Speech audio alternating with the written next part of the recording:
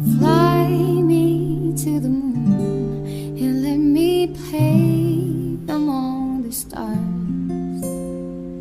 Let me see what spring is like on Jupiter and Mars. In other words, So, hey yo, what's up mga koshi? So, talakayin nga natin ngayon kung bakit si Diwata ay nasasabing nagkakaroon ng attitude or ano. Well, para sa akin gets ko siya eh. Kasi negosyo na parisa ng kanyang focus, di ba? So, may magpapapicture dito, may magpapapicture doon, and so on and so forth.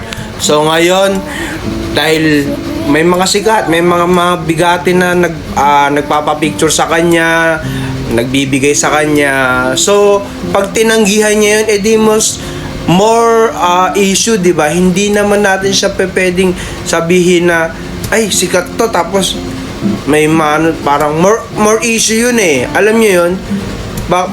Baka sabihin pa, ay, paano? Pa-Barbie lalo, paano si si Diwata yung parang pa-importante, 'di ba? Mas magkakaroon ng issue. Ngayon, syempre, dahil nawawala na nga sa focus yung pagninegosyo niya, may magpapapicture sa kanya na iba namang klase ng statue ng tao. So, eto na, nandito na tayo.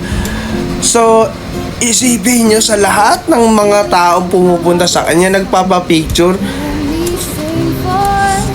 sa palagay nyo ba makakapag-negosyo pa ba yung tao?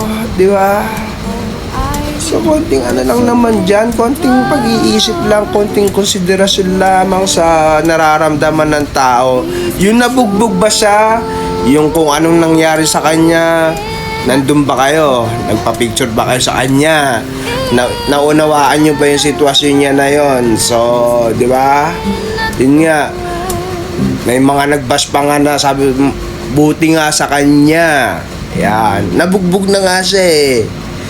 Buti nga sa kanya pa. Di ba?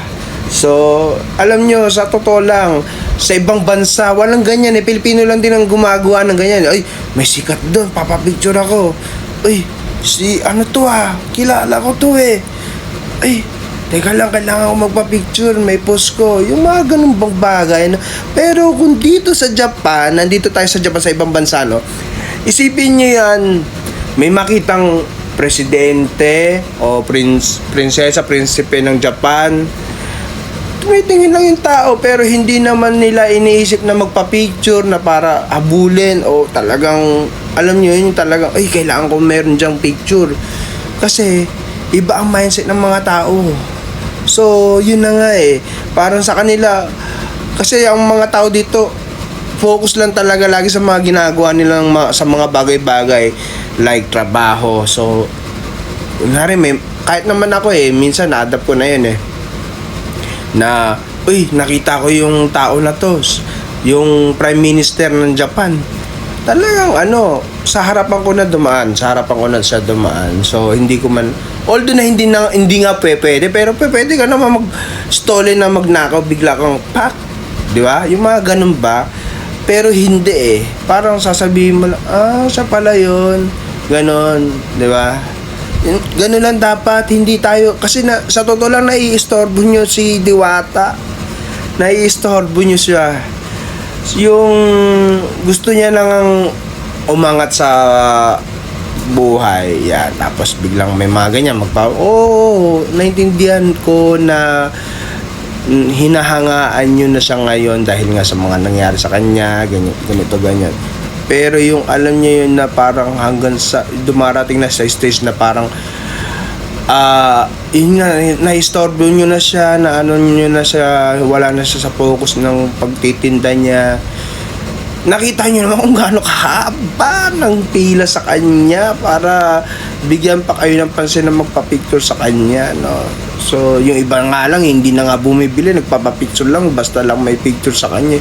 Yung mga tipong ganun, magpapapicture tapos bigla sasabihin, o-order na sila. Eh di lusot na sila sa pila, di ba? Alam niyo mga ganun style na ko. Luma na yan, Rudy. So yun lamang mga kaoshi. Babush.